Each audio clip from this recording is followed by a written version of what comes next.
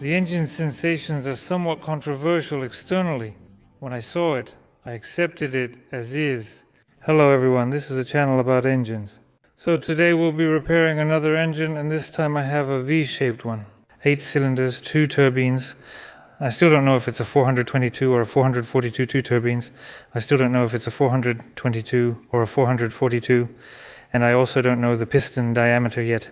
I'll check the plate later when I take it apart, but everything is visible, so I'll know then. Right now my task is to remove the gearbox. Let's go.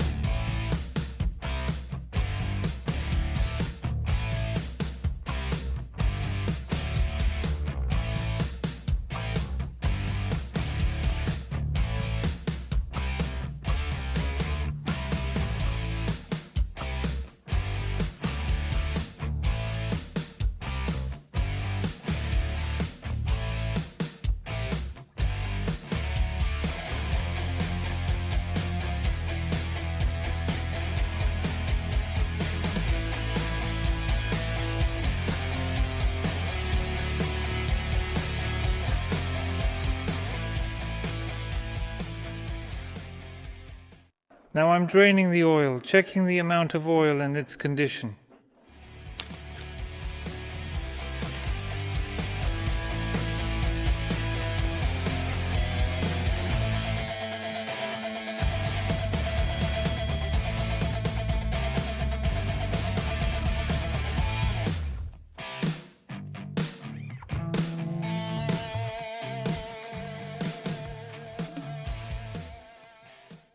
Okay, well, it's clear the oil is black.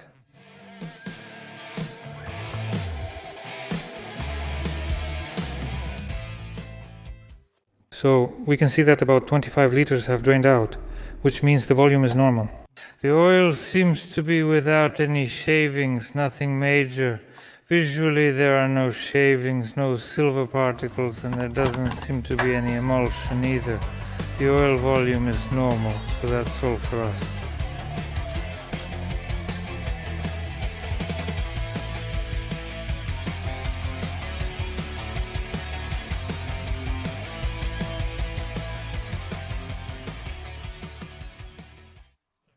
The engine is ready for disassembly. I will be taking it apart and showing the condition of the timing components, rings, piston bearings, and so on. We'll see what condition everything's in. In general, to draw some conclusions, I'll remove everything on top, like accessories, the clutch, manifold, and pipes. I'll do this in time-lapse mode. Let's begin.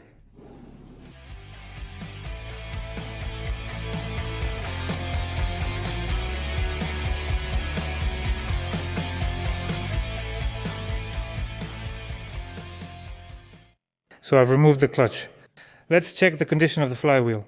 There's a lot of wear here, it's really significant. And you can see a piece is chipped off, so the flywheel definitely needs to be replaced, that's 100%. There are some pieces lying in the starter's niche. It's not clear what they are, so the flywheel definitely needs to be replaced, 100%. The bearing and disc need to be replaced. The disc's condition is slightly better, but still not great. If you're going to replace it, then replace everything, because here it's already almost worn down to the indicator. The pressure plate and disc were replaced separately before, but not the flywheel. Now the flywheel, rubber discs and other components will be replaced entirely. I'm now removing the power steering pump.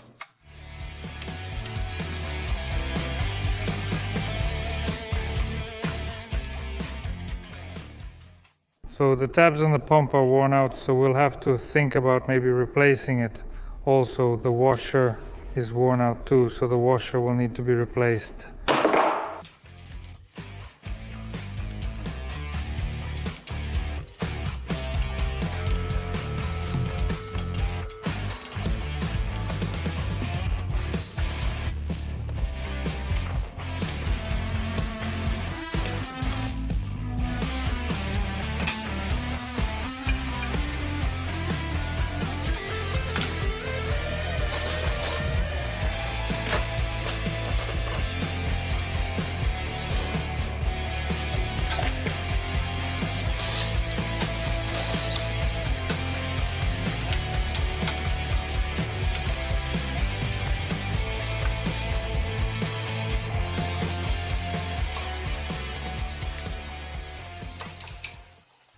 So we're looking at the turbo, and we see that everything is covered in dust there.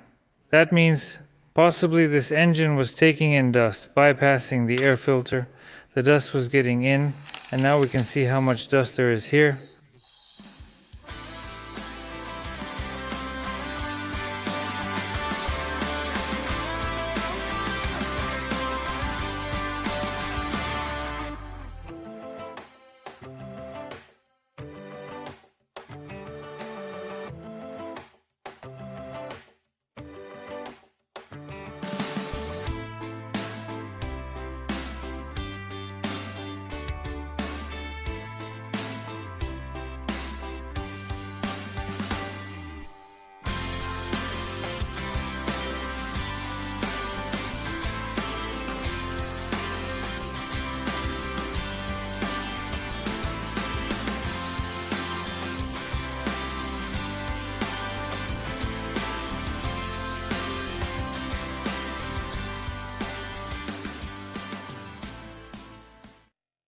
So I removed the air manifolds, and here's what I see there.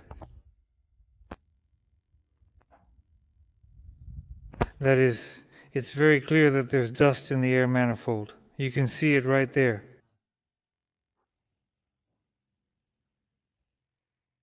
That is like this.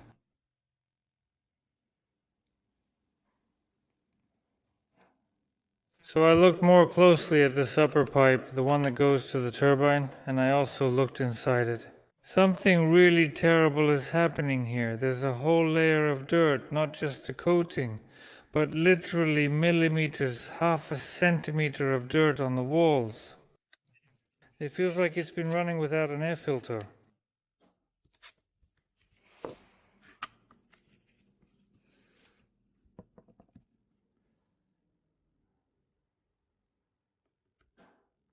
Well, if you look at the collectors themselves, you can also see that all the walls here are covered in dust and sand.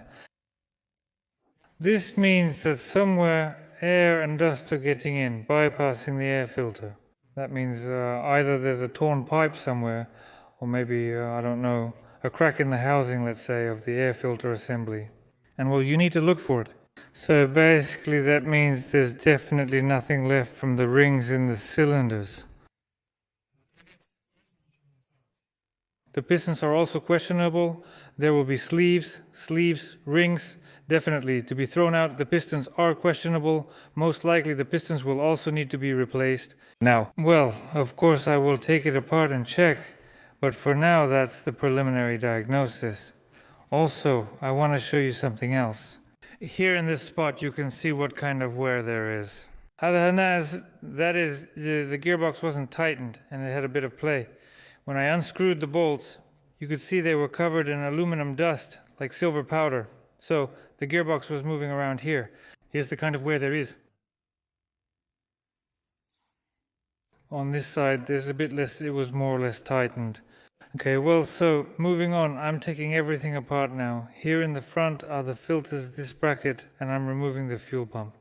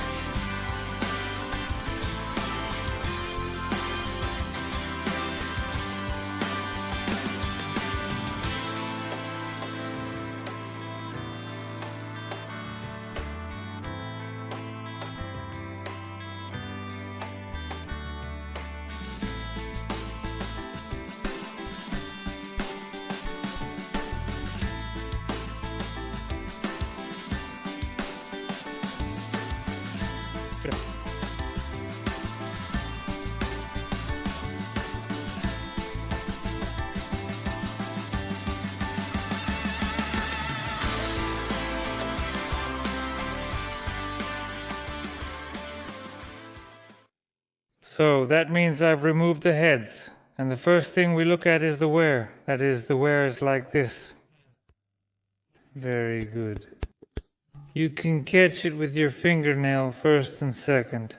We can see the gap on the piston between the liner and the piston itself, which means the piston is also worn out.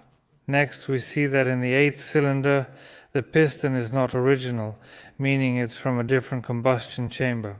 If these pistons just have a flat top, a flat combustion chamber top, then in the 8th cylinder there is one installed. That is with a dome and a pin. And not only that, it's also installed upside down. It might just be that type of piston, but it's definitely not original. I'll take a look and figure it out. The cylinder liner has been replaced with less wear, but I'll still need a completely new piston assembly. Next, let's check the piston diameter. It's 5 inches. Looking at the block, it's a 442 engine. So this is a 442 engine with 2 turbines and a piston diameter of 5 inches. So next, let's check the condition of the cylinder heads. Well, visually the heads are in very good condition. There's no corrosion, nothing is eaten away, so everything is in excellent condition. So, as I understand it, this side was opened up, cylinders 5, 6, 7, 8, and here the heads are cleaner, the gaskets are fresh. Let's check 1, 2, 3, 4. Here the heads are also in good condition. The valves aren't burnt, nothing like that. I'll be taking all of this apart and checking it. I couldn't unscrew it on the 4th cylinder and the injector crushed the nut like this. So I managed to unscrew everything else but not number 4. I'll keep trying, I'll soak it with something tepid, keep trying. If it doesn't work, well, I don't know. I'll see what to do next depending on the situation.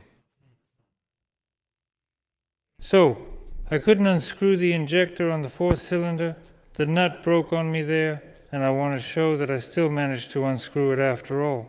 So that's how everything looks there. This is what the injector itself looks like for me. I heated it here, tapped it, and soaked it. The whole nut ended up cracking like this. A piece broke off here, the whole thing was rusty, it was completely seized up there. So I managed to unscrew some of them, that's just a common issue with these. But the main thing is I got the injector out. The housing can be replaced if needed, but the important part is I still have the head, so I have a complete set of heads and don't have to replace them. Also, you can see dust in the heads. Like I mentioned before, there's dust on the walls of the air channel. Let's keep looking. There's a lot of wear, significant wear, that's clear. The compressor, obviously under the partition, it also has wear there. So next I set the marks for the fuel pump. Here I lined the movable and the fixed mark. On the flywheel I immediately put the mark like this, just like this. And a little more about washing the engine before disassembly. Yes, you could see in the video that the engine was washed before disassembly. The engine was cleaned with a pressure washer. With high pressure, it was washed. That is, visually on the outside it seemed to be clean. Yes, now, so I'm showing you there were filters here, there were cylinder heads here, there were manifolds here, there were turbines here, everything was set up like this. Yes, now I'm showing the condition of the washed engine. You can see, yes, I'm showing it. Yes, this is the engine after washing. No matter how much you want, a stream of water simply can't reach here. And what kind of chemicals could remove this layer, this centimeter thick layer? No chemical at all. Now I'm showing you what kind of layer of dirt is here. You can see, yes, the knife just goes in like it's a cake. You can see, yes, how deep I pushed the knife in. This is all dirt, solid dirt. Look at this sink. Can you clean it? Next, I'm showing the opposite side. Right here, there should be a bolt, but it's just not there. Why? Because this whole area, it's all dirt. So this engine is installed at the back of the bus. All the turbulence, all the dust, it all goes there. It's been on this bus, I don't know, for 10 years. It feels like it hasn't been removed for a long time. Alright, that's it. Now I'm removing the pump. I'm taking off these fittings and turning the engine over.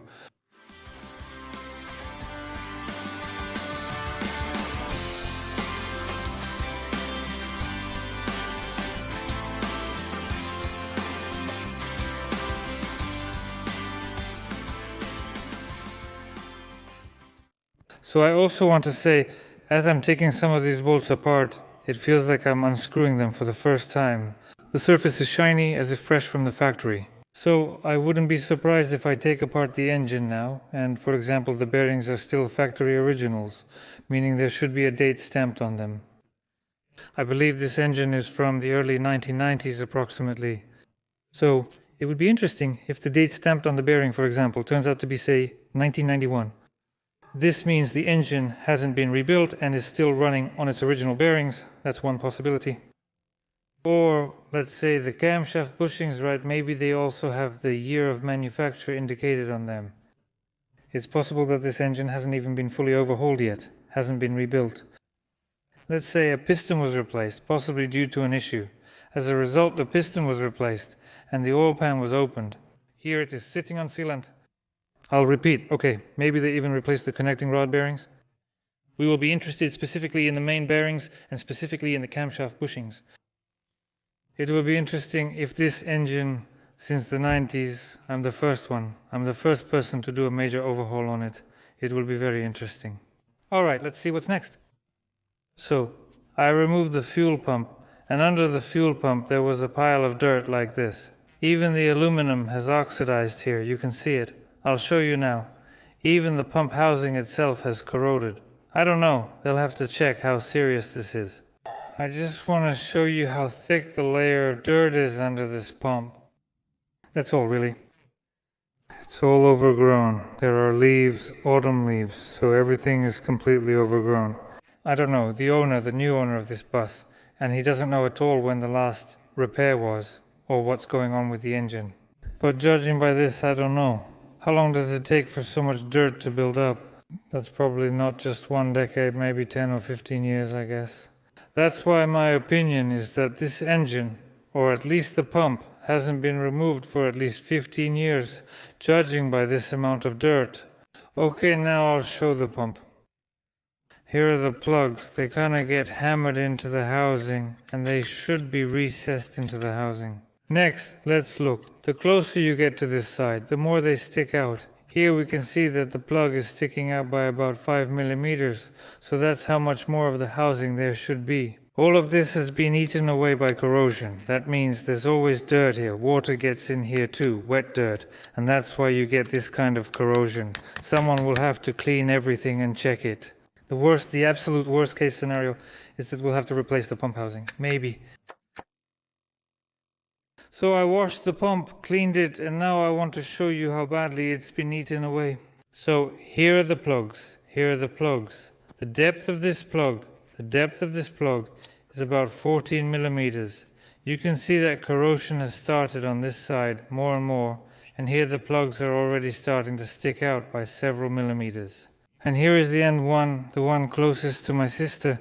It sticks out from the housing by about 6 millimeters, which is almost half of the plug. I'm not sure, but I thought it could possibly be left as is if the oil isn't leaking. It's 14 millimeters here. 6 and 6, not at the plug, but here, so the plugs are around 5. I'm unsure. Now, the word goes to the fuel guy. Whatever the fuel guy says, that's it. If he decides to open up these plugs, he'll still say that they won't hold anyway.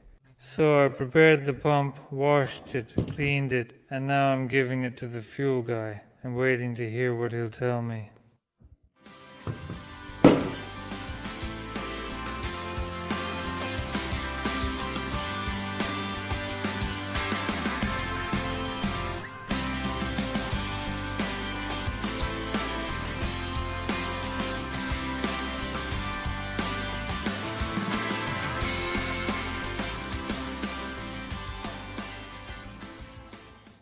So, next about the flywheel, I took it off, looked at it, here's my mark and his. I look, cleaned the scale, and we can see what's there. So 5, 10, 15, well, it's somewhere around 12 degrees. Well, basically, it's fine, the ignition is normal, the ignition was set correctly, and here are these pieces that were lying by the starter. Here they are, these are pieces of this. The rim, this part, and so on. Now I'm turning the engine over, removing the oil pan. The pistons are stuck.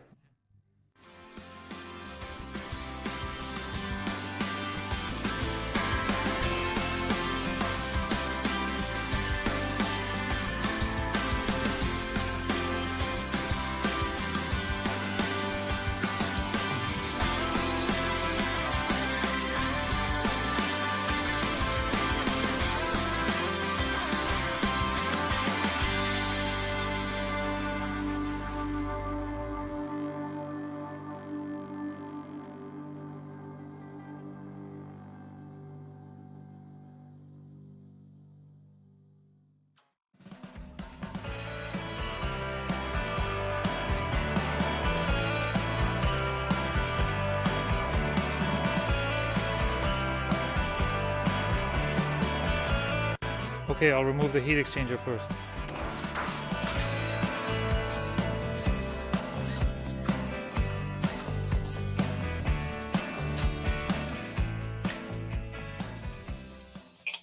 The heat exchanger is not the original one, it's from Tractech, a different brand. They installed a new one, maybe because the old one was corroding, or maybe it broke and was in worse condition. So now I'm looking at the bearings and I see that they all have thrust rings, not just this last one, but all 5 of them have thrust rings. I mean, in all the time I've worked, I've never seen anything like this. So now I'll take off a few main journals and see what this is, and at the same time I'll check their condition. As I mentioned, I'm interested in the bearing's manufacturing date.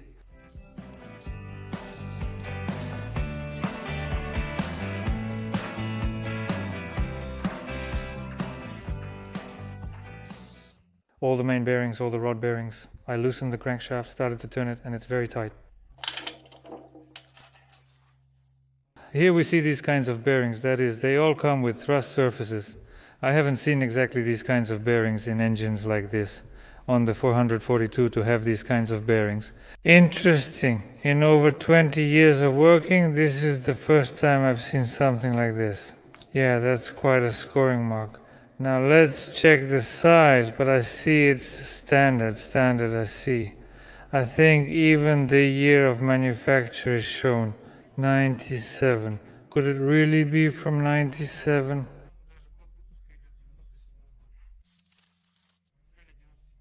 Can bearings really look like this? It's hard to see on this, so I'll record it on my phone. The camera isn't focusing. As far as I can see here, it says 97th year, and it has 442 on it. Here's the badge for Mercedes. That is, here's the badge. This is still the original insert. So it turns out the inserts haven't been changed yet. These are still factory inserts from 97. I thought it was the early 90s, but it turns out it's actually the end. Still, now we have 2020, 23-year inserts. So during this time, I don't know, it's hard to guess how much more has passed before the engine. Our bus travels an average of 310.689 miles per day. With 2 drivers working and no idle time, it covers 0 miles per month. Roughly speaking, 200,000 a year. 10 years is 2 million. 20 years is already, well, maybe not 4 million, but at least 2 million.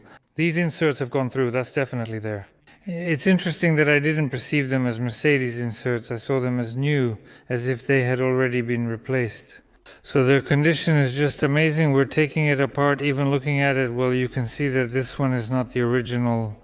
Or the original numbers, 4 journals, the block number.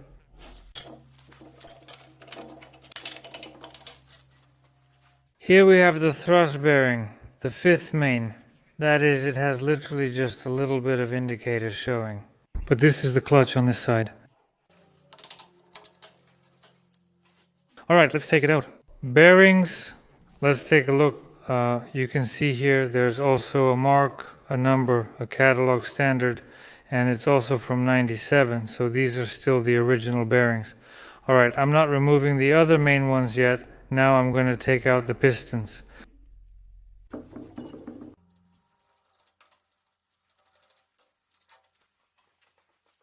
Let's check the condition of the connecting rod bearings. Well, what can I say? They're also original. Here we have the mark, the number, the catalog standard, and right here it also says 97, also an original bearing.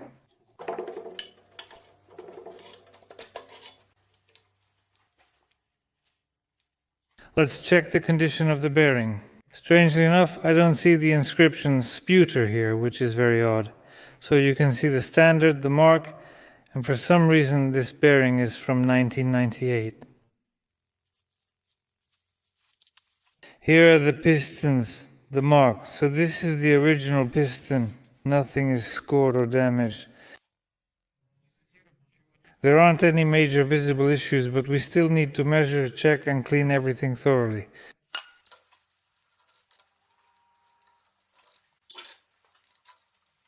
We're checking the condition of the bearings. The bearings are in good condition.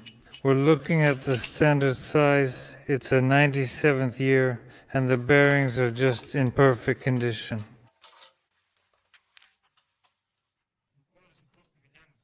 I don't know how that's even possible.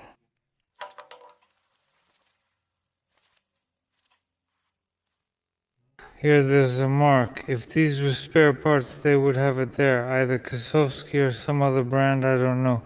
But any company would have a mark for sure.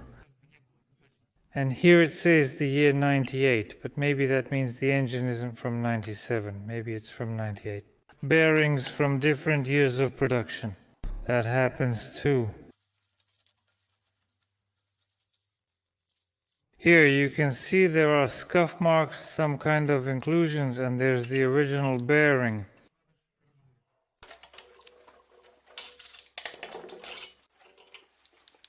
Connecting rod bearings have scuff marks, and scuffs are visible on the journal. Everything will be measured and checked. The bearing is the original standard one. I removed 4 pistons and turned to the other side to take out 3 more, which are in worse condition. The pistons aren't original. I won't film the removal process, but will turn the camera on when I start. Artinya, I couldn't even take this one out. I had to knock it out together with the cylinder liner, and you can see scuff marks on it. So it's already started to get scuffed, and there are scratches on this side too. So, well, there's another piston over there in about the same condition. Here everything is scratched up too, the head as well. I also measured the piston rings, and the gap there is more than 5 millimeters. Here's the cylinder liner. I couldn't remove it, because right here there's a lot of wear and the ring just gets stuck against this one area. I couldn't knock out the piston, so I had to remove it together with the cylinder liner, and I measured the clearances on it. So right here there's a gap, well, about 34 millimeters I guess. This is the oil control ring, and you can see that its edges are already completely worn down. It's almost smooth now. The same goes for the compression ring. I'll measure it with a caliper. It's precisely 0.177 inches. That's the gap in the compression ring. And that's even considering that I'm measuring in a spot where there's no wear from the ring. So it's not quite accurate for me to measure it here.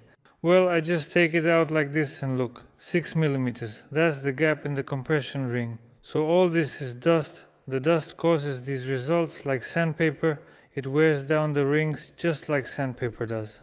Ridge. I don't know if you can see it or not, but here you can see it, I think.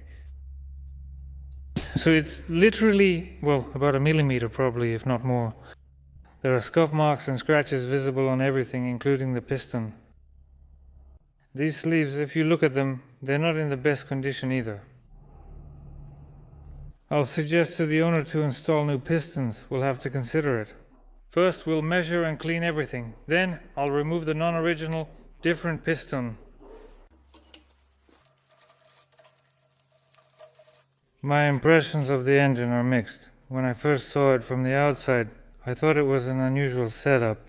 After I took it apart, I saw that some of the parts inside are just in perfect condition. I just don't understand how they could have lasted so long and still be in such condition. But judging by the sleeves have already worn out. God willing, let's check the bearings. The most interesting thing is that they replaced the piston here, but left the same bearings, just swapped their places. This one is supposed to be in the connecting rod, but it's in the cap.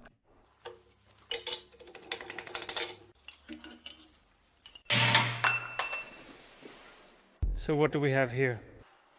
We have a tube that fell out here. It's clear why it fell out. The piston is installed the wrong way around. That is, it's positioned like this, and the oil nozzle tube is at the bottom, like this. So the piston should have been installed like this. Here, this is the notch. It's specifically made for this oil nozzle. The piston was installed like this, and it broke this tube. Well, accordingly, the piston isn't in the best condition either. Yeah, not the engine. Just mysteries, alright. So I take out the crankshaft, the camshaft, check the bushings, the rubber seals, and so on. Here are the main bearings, of course. They suffered the most. There are such scuff marks here, it feels like there was some machine knocking before. Well, and this scuff mark here, it was scraped by something, some kind of metal shaving got in, but this one is in better condition. But one or two are in better condition, and on this one I have the biggest scuff mark. Let's take a look. The crankshaft doesn't feel rough to the touch. Of course, I'll measure everything and check it visually, but the crankshaft looks absolutely perfect. This is from '97. It worked for 23 years before I removed the original bearings, and the shaft is still in perfect condition. Of course, I'll measure it, but you can immediately see if there's any wear, and you can tell the mileage right away. The owner can't say, because he himself, I don't know, recently bought this bus. Well, I think this engine has done about 2 million, because this bus over 23 years has done at least 2 million every time. Its condition, of course, surprises me. The piston isn't sitting right. They did something before selling it, so I'm taking everything out. Calm wall.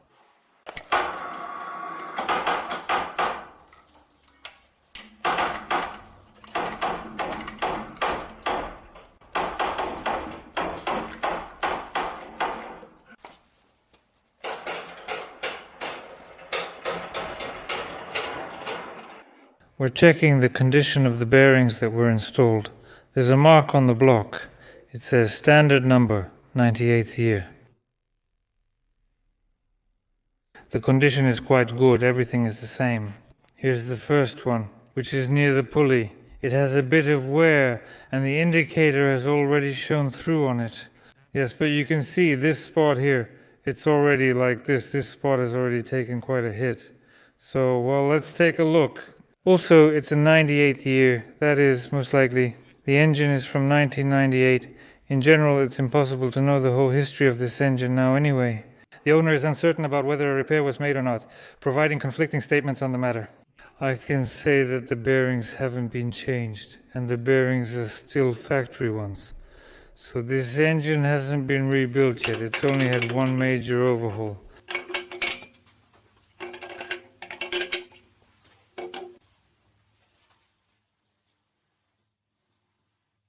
Visually, the condition of the camshaft is just perfect. Of course, I'll measure the height of the cams, but visually, it's just in ideal condition. Maybe there's a logo from some company on it somewhere showing that it's been replaced, but there isn't.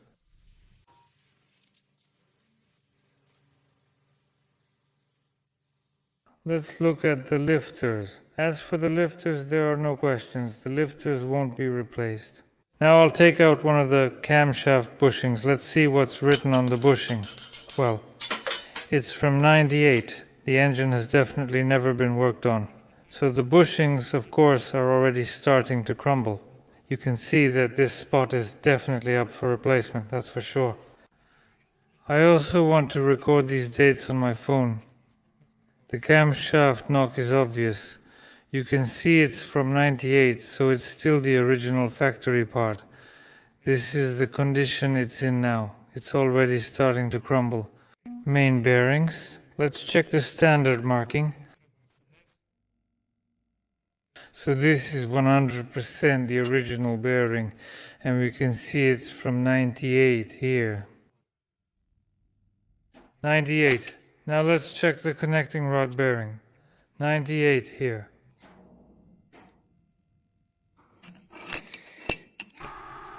There's also a mark on it, and it comes with a stamp. The piston is from '99. I opened it to check, and here as well on the bottom there's a casting mark for '97 and also a symbol. So are all these parts still original?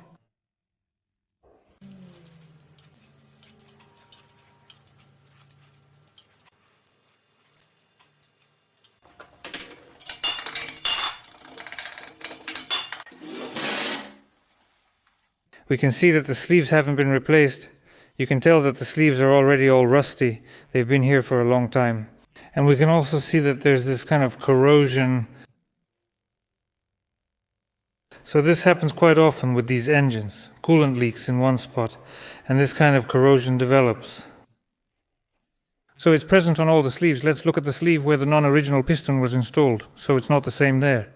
Upon inspection, it's evident that the rust is not as severe, indicating a slightly better condition. And here we see a logo of not the best company, or even you could say a bad company. That's just my opinion, I won't argue about it. So here you can see, yes, the liner has been replaced on the fourth cylinder. And accordingly, the piston. The seating area for the rubber seals is in perfect condition. Really good. I actually like it compared to my previous engine.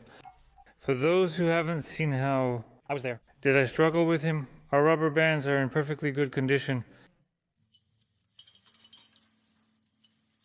The rubber bands too, you can see they've already gotten stuck there, to the point that they've actually grown into it.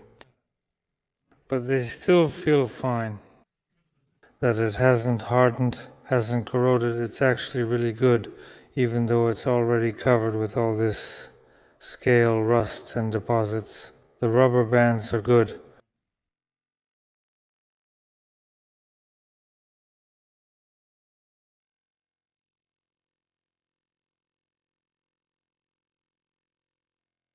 So let's sum it up. So the condition of the engine is pretty good. The only problem it has, well, except for the fact that this fourth piston, it's unclear who did what with it, why it was replaced, why it's different, why it's installed incorrectly. I don't know, these are the kinds of questions we have. The overall condition of the engine is pretty good. Its only problem, of course, is dust, the dust that was getting into the intake manifold. So somewhere we'll have to look for it, check it out. Maybe there's a torn hose somewhere. In general, we need to inspect it, that's its problem.